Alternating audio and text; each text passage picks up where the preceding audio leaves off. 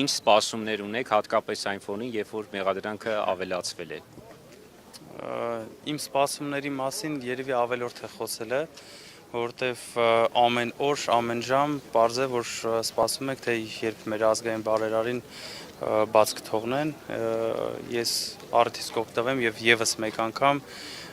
կհորդորեմ եւ կպահանջեմ, որ դատավորը իր երթմանը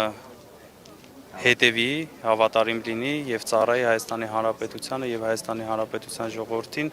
եւ իր որոշումների մեջ լինի մաքսիմում օրենքի տառին, հետևի օրենքի տառին մաքսիմում։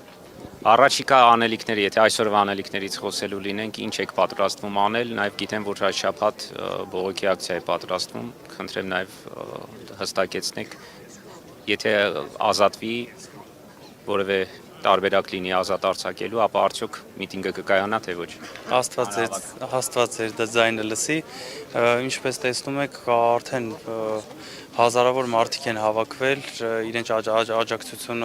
աջակցության խոսքը նաև ասելու եւ իրենց ներկայությամբ իրենց աջակցությունը հայտնելու ազգային բարերար Սամվել Կարապետյանին եւ երեք ես իմ խոսքում նշեցի եւ եթե Սամվել Կարապետյանին այսօր ազատ չարձակեն, շաբաթվա ավարտին կունենանք մեծ հանրահավաք եւ այնտեղից արդեն մեր խոսքը կուղենք։ Տեղը ժամը կհայտարարեք հավելյալ։ Ազատության հրապարակ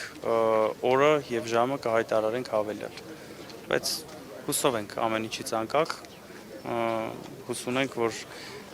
իրավական համակարգը վերջո կսթափվի եւ կգործի օրենքի տառին համապատասխան։ Նման նախանշաններ տեսնում եք։ Չէ, ինչպես որ Սամվել Կարապետյանի պաշտպանության խորհուրդը, փաստաբանների խորհուրդը հրապարակեց հերթական շինծու գործը, որը որ փորձում են բերել դաշտ, քննման դաշտ, ես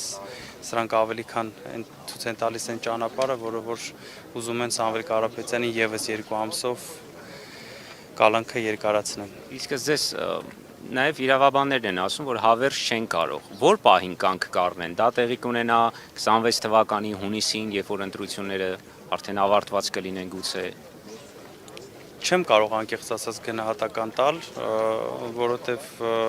իշխանությունների ազգակործան գործողությունները մի քիչ բարդ է այդպես խորը գնահատական տալ։ Չեմ կարող ասել երբ